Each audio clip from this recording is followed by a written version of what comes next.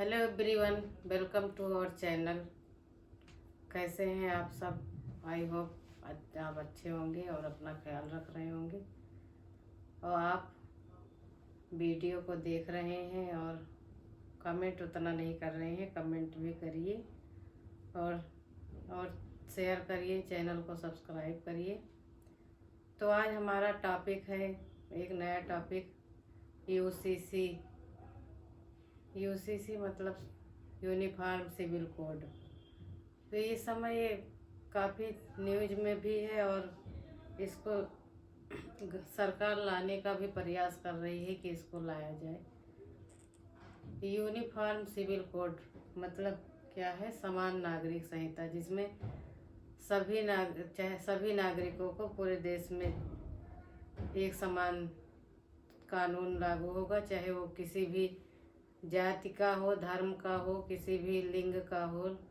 तो इस सबको एक समान कानून के तरफ, मतलब सबका एक निष्पक्ष कानून होगा, कोई भेदभाव नहीं होगा। तो भारत जैसे देश में ये कहाँ तक मतलब लागू किया जा सकता है आसानी से, या इसको लागू करने में भी दिक्कत आएगी? जागते और जगाते रहो चैनल में जिस तरीके से आप बुलाती हैं और जो है सब्जेक्ट को रखते हैं, उससे बहुत अच्छा समाज में एक संदेश जा रहा है। हमारे वह लोग जो कानून नहीं जानते हैं, कैसे उनका ग्रोथ हो, इस कारण जो आप जो है ये वीडियो बनाती हैं, ये आपका कदम बहुत ही सराहनीय है। इसके लिए आपको बहुत बहुत धन्यवाद देते हैं। और ये जो यूनिफॉर्म सिविल कोड है, यूनिफॉर्म जैसे कि समान नागरिक संहिता में, ये पहले जो अंबेडकर जी थे तो उन्होंने इसको कहा था कि ये स्वैच्छिक होगा, कि मतलब बाध्यकारी नहीं कि लागू ही किया जाए। इसलिए इसको रखा गया था डीपीएसपी के तहत 35 में। फिर डीपीएसपी में ही है इसमें, लेकिन इसको रख दिया गया आर्टिकल 44 के अंतर्गत इसको लाया गया है। और यह कानून गोवा में, हमारे देश में गोवा राज्य में लागू है और उसके अलावा और कहीं नहीं लागू है। तो वही बात चल रही है कि इसको पूरे देश में लागू किया जाए। देखिए, ये एक पार्टी का एजेंडा है। भारतीय जनता पार्टी ने अपने एजेंडे में इसको दिया हुआ था, लेकिन जो है कथनी और करनी में फर्क होता है। जो ये यूसीसी है, तो यूसीसी का जो मतलब है, लोग यूनिफॉर्म से लोग ये जोड़ लेते हैं कि सभी का, जो हमने सुना जो है ड्रेस लोगों को कहते हुए गांव में, और जो है यूनिफॉर्म तो गांव में कहीं भी तो एक कॉमन हो गया है कि ड्रेस मानते तो हैं। लोगों को लगता है कि ये एक ड्रेस का कोड है, हम लोगों को सबको एक ड्रेस पहनना पड़ेगा। एक सरकार एक ड्रेस लागू करेगी, जैसे मुस्लिम जो है बुर्खा पहनता है, औरतें जो है यहाँ हिंदू की जो है साड़ी पहनती हैं, तो कोई एक ड्रेस लाने वाली है। तो एक चीज़ ये कन्फ्यूजन हटाना चाहते हैं कि ये कोई ड्रेस कोड नहीं है। तो ये जो है ये लोगों का, लोगों के लिए है। तो हम कानून में ये जो हमारा यूसीसी है, शॉर्ट फॉर्म में हम इसको ये कहते हैं। तो यूसीसी जो है ये काम कैसे करेगा, अभी ये संसद में पारित भी हुआ है। विधि आयोग ने प्रस्ताव रखा था कि इसको लाया जाए, तो वो उस पे अपना काम कर रहा है। नहीं तो काम कर रहा है, तो पहले भी तो नागरिक समान संहिता, इसको समान मतलब समान कानून होगा। तो समान कानून के लिए यहाँ पर ये लाया क्यों जा रहा है? क्यों लोग को, बहुत लोग में भ्रम है, बहुत लोग अच्छी बात भी कर रहे हैं, बहुत लोग को चिंता भी है। तीन चीजें हैं यहाँ, अच्छा भी हो सकता है, खराब भी हो सकता है, संविधान का नुकसान भी हो सकता है। पहला नंबर तो ये है कि लोगों को भ्रम यह है कि जैसे मुसलमान इस पर ज्यादा बोलता है। जैसे मुस्लिम इसलिए इसका विरोध कर रहा है क्योंकि वो कहते हैं कि जो आर्टिकल 25 के अंतर्गत धर्म की स्वतंत्रता मिली है, किसी भी प्रकार के धर्म को मानने आचरण करने की स्वतंत्रता, तो वो खत्म हो नहीं भाई, जाएगी। आप वो लंबा चले जाते हैं। अक्सर में क्या है, इसका नहीं है जमीन पर। जमीन पर यह है कि जो मुसलमान है उसके यहाँ पर्सनल लॉ बोर्ड चलता है, तो उनके पर्सनल लॉ बोर्ड शरीयत के अनुसार जो है और कुरान के अनुसार उनके यहाँ जैसे शादी हो गया, शादी फिर उनके बाद हिस्सेदारी हो गया, उनके यहाँ दहेज का मामला हो गया, तो ये सब जो है वो पर्सनल लॉ बोर्ड के तहत होता है। और हिंदू में जो है हिंदू मैरिज एक्ट के तहत जो है शादियां होती हैं, तो उन बच्चों को क्या कहा जाएगा, उनकी संपत्ति में अधिकार क्या होगा, बीबी का क्या अधिकार होगा। इसमें ये भी कहा जा रहा है कि अगर मान लीजिए समान नागरिक संहिता लागू होगी तो सभी नागरिकों का जो विवाह है, तलाक है और बच्चे को गोद लेना है, तो सारे जगह एक ही कानून लागू हो जाएगा।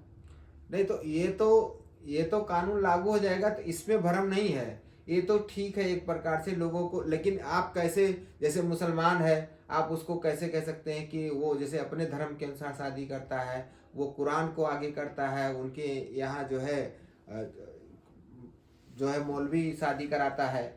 यहाँ हिंदू में है तो वो उनके यहाँ पंडित शादी कराता है। यहाँ ईसाई रहता है उसके यहाँ जो है हाँ, ईसाइयत के अनुसार शादी होती है। आदिवासी है उसके दूसरी रीति रिवाज से शादी होती है।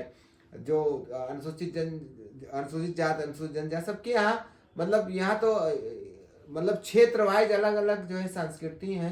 तो कैसे यहाँ भाषा अलग है, हमारे यहाँ 20 भाषाओं का तो ऐसे ही जो है उसका मान्यता हो गई है। बाकी सैकड़ों भाषा है जो अभी लोग लड़ रहे हैं कि हमको भी जो है भारत में संविधान के तहत जो है हमारी भाषा को जो है बोलने का, उसमें जो है पेपर किताब बनने का अधिकार होना चाहिए। तो ये जो भाषाओं का है, तो मेन चीज ये है क्या है कि ये सरकार ये चाहती है कानून, हम समान नागरिक संहिता का जो लाना चाहती है, तो ये समान कानून नहीं होगा। जैसे अब इसमें क्या है अड़चन, जब हमको ये संविधान एक व्यवस्था देता है कि यहाँ के कमजोर लोगों को, यहाँ अछूत लोगों को, यहाँ जो है वंचित लोगों को, उपेक्षित लोगों को, पीड़ित लोगों को एक कानून के तहत जो है उसको संरक्षित करने का काम किया जाएगा। महिलाओं के लिए देखिए अभी अलग से आप कानून लेकर के आए कि महिलाओं को इतना % आरक्षण दिया जाएगा। इसके पहले अनुसूचित जात, अनुसूचित जनजाति के लोगों के लिए एक आरक्षण की व्यवस्था है। एक उनके साथ जो है इस अगर जो है किसी अनुसूचित जात का अगर सुन लीजिए, अनुसूचित जाति का जो व्यक्ति है वो अनुसूचित जाति का व्यक्ति के ऊपर कोई उत्पीड़न करता है, तो अनुसूचित जात, अनुसूचित जनजाति के वर्ग के अलावा कोई भी वर्ग हो, अगर इनको कोई मारता है, पीटता है, गाली देता है, जात सूचक व्यवस्था से उसको तंग करता है, अपमानित करता है, तो उसके ऊपर SC/ST एक्ट लगता है। तो अब उसको इसलिए बनाया गया था कि मतलब उसको संरक्षित किया जाए क्योंकि उनके ऊपर जुल्म ज़्यादा होता है। फिर महिलाओं के लिए भी एक अलग से कानून आया कि हम जो है महिला को जो है अलग से, उनको अगर कोई प्रताड़ित करेगा, कोई दहेज मांगेगा, तो ये सब जो है तो ये अलग नहीं हो जा रहा। आपको नहीं लग रहा कि ये तो महिला, जैसे महिलाओं का है तो महिला के जो एज अकॉर्डिंग है, तो उनकी एज अकॉर्डिंग देखिए कई योजनाएं बनाई गई हैं। जैसे जब वो छोटी एज में होती है तो उसके लिए अलग योजना है, और जैसे जैसे एज में, तो फिर वहाँ यहाँ कहाँ समानता होगी। तो यहाँ हाँ, तो यहाँ उसके लिए नहीं मुसलमान लड़ रहा है। मुसलमान जो लड़ रहा है वो इसलिए कहता है कि वो उनके यहाँ से 15 की शादी में, वो उनके यहाँ 14 में भी शादी करते हैं। तो मुसलमान ये कह रहा है कि हम सब 21 में नहीं करेंगे, 22 में। तो उसमें ये है कि समान नागरिक संहिता में ये है कि हम शादी जो की एज जो है अगर 21 की हो गई है तो 21 के नीचे वाले अगर कोई करेगा तो उस पर मुकदमा दर्ज होगा। अब व्यवहारिकता में देखिए, चाहे वो हिंदू हो, मुसलमान हो, सिख हो, ईसाई हो, जो भी है, यहाँ पर हमने तो गांव में देखा अभी भी 14-15 साल की लड़कियों की शादी जो है, मतलब यहाँ शादी ऐसे ही वरीयता है तो शादी कर देते हैं। अब कोई बोलता नहीं है, तो कानून पहले से बना है। तो ये नहीं कि मुसलमान में ही ऐसी व्यवस्था है, मतलब ये तो जागरूकता की कमी है कि लड़की जो है वो सक्षम रूप से खड़ी नहीं हो पा रही है। और जितने भी, जैसे जब शिक्षा बढ़ती है, कोई नौकरी चाकरी में आगे बढ़ता है, व्यवस्थाओं में आगे बढ़ता है, धन उसके पास होता है, तो उसके यहाँ लड़कियां कैस का हो 40-40 साल में शादियां हो रही हैं। लेकिन जो गरीब लोग हैं, किसी भी धर्म का हो, किसी भी समाज का हो, तो उसके यहाँ शादियां जो है उनको ये लगता है कि लड़की जो है हमारे ऊपर बोझ है, तो उसके तहत जो है जल्दी शादी कर देते हैं। इसलिए जो ये नागरिक सिविल जो संहिता है समान नागरिक संहिता, इसके तहत जो है हम कई चीजों को पाबंदी लगा देंगे।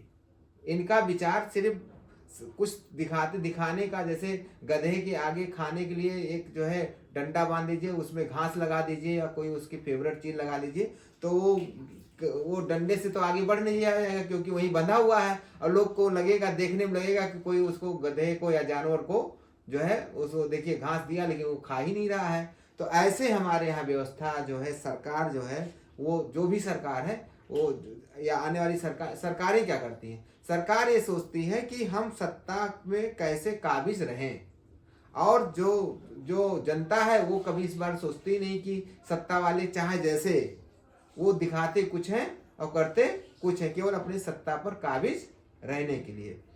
तो इसी बात पर लेकर के लोगों की चिंता है कि केवल मुसलमानों को चिंता नहीं करना चाहिए, ये तो चिंता आदिवासियों को भी करना चाहिए, ये चिंता अनुसूचित जाति के लोगों को भी करना चाहिए कि हो सकता है समान नागरिक संहिता आप ला रहे हैं तो इसके तहत आपकी जो है सोच अलग हो। आप कहोगे कि ये तो फिर जैसे आपने कश्मीर में, अभी आप बात प्रधानमंत्री जी करते हैं कि देखो कश्मीर में जो है बहुत दिनों तक जो है 75 सालों तक लोगों का आरक्षण नहीं मिला, और हमने आर्टिकल 370 खत्म कर दिया, और आरक्षण, भैया वहाँ कहाँ कौन सी नौकरी निकली?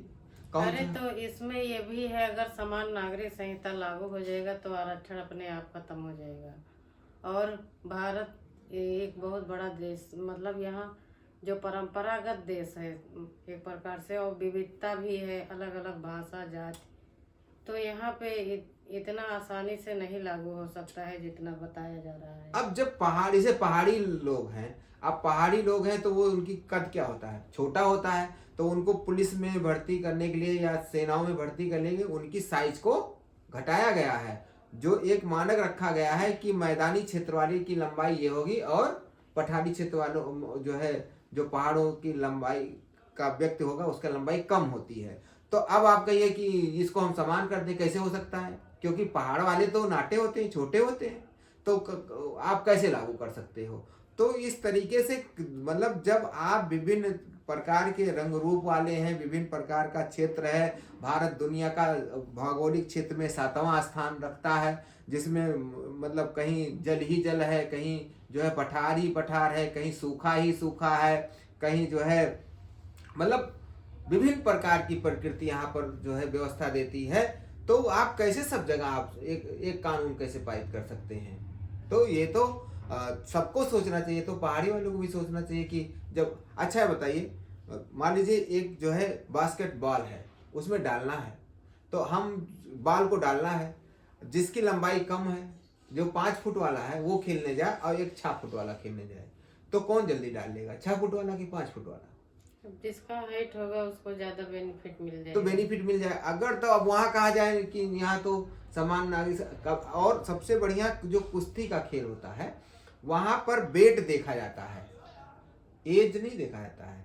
अगर मान 45 किलो का पहलवान है, 50 किलो का पहलवान, तो उसको 45 से 50 वाली लड़ा जाएगा, ये नहीं कि उसको 70 वाला वेट का लड़ा दिया गया, क्योंकि वेट असर करेगा ना, ताकत में असर करेगा। अब आप समझिए कि एक पहलवान है बहुत तगड़ा है, उससे सबसे भिड़ा दीजिए, वो 40 किलो वाले से जीत पाएगा? ये असंभव है। तो एक समान नागरिक जो संहिता है, ये कहने, इसीलिए बाबा साहब डॉक्टर भीमराव अंबेडकर ने जो दुनिया का एक संविधान सबसे बड़ा दिया, उन्होंने पहले ही आपने बता दिया कि उन्होंने कहा था ये मतलब कोई प्रतिबंध नहीं है, स्वतः है। अब स्वतः ही, अब आप इसका चला ही नहीं पा रहे हैं कि आप पहले हिंदू को ठीक कर लीजिए ना, वो 21 साल में शादी क्यों नहीं कर रहे हैं, 15-16, अभी कोई हम ही है, हम वकील हैं, अभी किसी के ऊपर जाएं, हमने देखा है शादी हो रही है, अगर मैं एक फोन कर दूं या एप्लीकेशन दे दूं कि भैया 16 वाला नहीं, ये 16 कर रहे हैं, नाबालिग है, तो वहां से बिगाड़ हो जाएगा, कहेंगे लोग बड़े कानून वाले हैं, तो सामाजिक बहिष्कार हो जाता है। तो सबसे बड़ी एक समाज के पंचायतों में समाज के लोगों को सबसे पहले ठीक करने का जरूरत है। कानून तो बहुत बने हैं, बहुत अच्छे कानून बने हैं कि यहाँ लोगों को अवेयर करना बहुत ज्यादा जरूरी है।